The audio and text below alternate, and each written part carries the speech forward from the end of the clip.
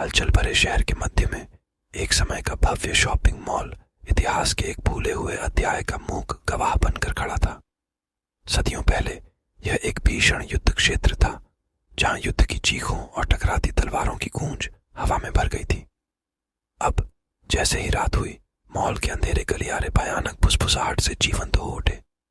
जैसे ही घड़ी में आधी रात हुई, तापमान गिर गया और दरार वाली दीवारों से एक अलौकिक धुंध छाने लगी। झिलमिलाती आकृतियां परित्यक्त स्टोर फ्रंट में साकार हो गईं।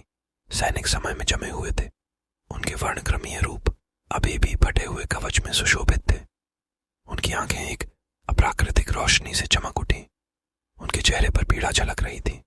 एक कोने में एक खिलौने की दुकान का प्रदर्शन जीवंत हो उठा। गुड़ियों ने भयावह शालीनता के साथ नृत्य किया। उनके सिर अस्वाभाविक रूप से मुड़ जाने पर उनकी हंसी गूंज रही थी। भूतिया कदमों की आवाज तेज हो गई, एक अलौकिक लय में आगे बढ़ते हुए। छतों से झिलमिलाते बैनर लटक रहे थे, जिन पर युद्धरत गुटों के फीके प्रतीक चिन्ह लगे हुए थे। केंद्रीय आलिंद में आत्माओं द्वारा एक अस्थायी अस्पताल स्थापित किया गया था, मानो वे अपने अंतिम क्षणों को दोहरा रहे हों। पारदर्शी सर्जनों ने प्रेत रोगियों पर ऑपरेशन किया। उनकी गतियां तरल थीं, फिर भी असंबद्ध थीं।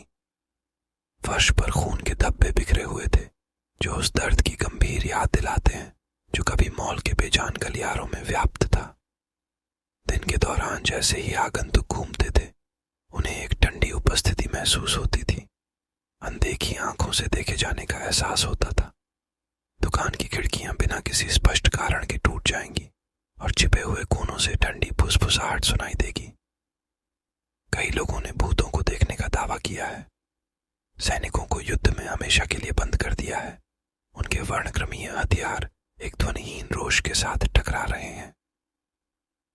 एक रात असाधारण उत्साही लोगों के एक समूह ने भूतिया घटनाओं के सबूत हासिल करने की उम्मीद में मॉल में रात बिताने का फैसला किया। कैमरों और रिकॉर्डिंग उपकरणों से लैस होकर वे अंधेरी भूल भुलैया में गहराई तक चले गए।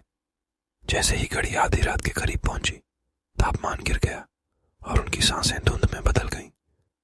अचानक पूरे मॉल में एक गगनभेदी झड़प गूंज उठी। जैसे ही भयंकर युद्ध में उलझे भूतिया सैनिक सामने आए, माहौल तनाव से भर गया। जांचकर्ता भयभीत होकर देख रहे थे कि प्रेत एक बार फिर अपना वर्णक्रमीय युद्ध लड़ रहे हैं। उनके पारदर्शी रूप हथियार चला रहे थे, जो अपवित्र रोशनी से चमक रहे थे। भागने के लिए बेताब जांचकर्ताओं ने अपने कदम पीछे कर लिए, लेकिन उन्हें एक अदृश्य शक्ति द्वारा सील किए गए निकास द्वार मिले।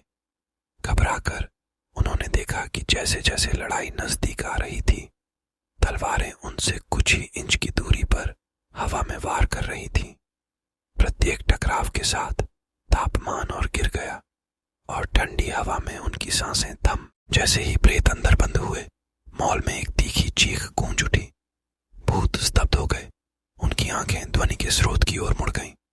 धीरे धीरे धुंध छंटने लगी और भूतपूर्व सैनिक लुप्त हो गए और अपने पीछे अवशिष्ट ऊर्जा से भारी वातावरण छोड़ गए।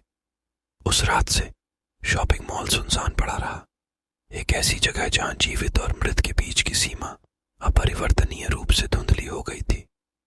जिन लोगों ने दिन के दौरान प्रवेश करने की हिम्मत की, वे अभी भी लंबी ठंड महसूस कर रहे थे, और कई लोगों ने दावा किया कि जब चंद्रमा आकाश में ऊंचा लटका हुआ था, तो उन्होंने युद्ध के रोने की हल्की गूंज सुनी थी।